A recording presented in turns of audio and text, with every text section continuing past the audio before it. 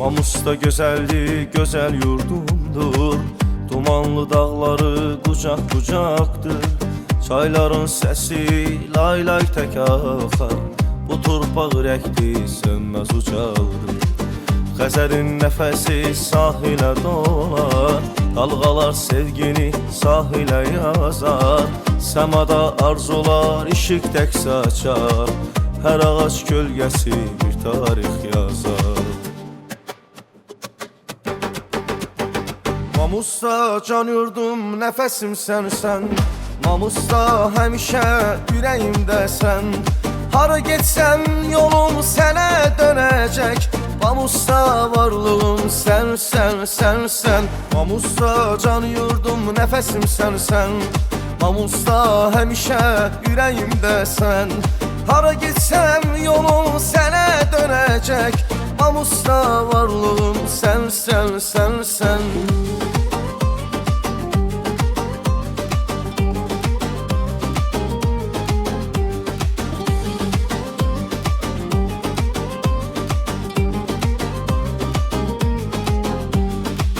Mamus'ta süfrəsində çörək bölünər. Dostu qardaşlıq burada bilinər.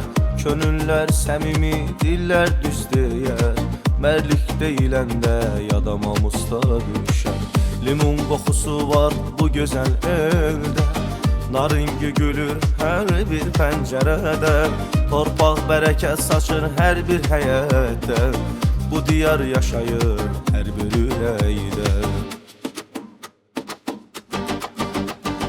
Mamus'ta can yurdum, nəfəsim sənsən.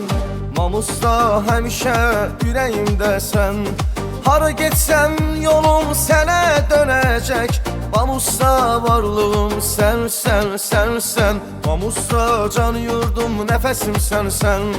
Mamus'ta həmişə ürəyimdəsən. Hara getsəm yolum sənə dönəcək.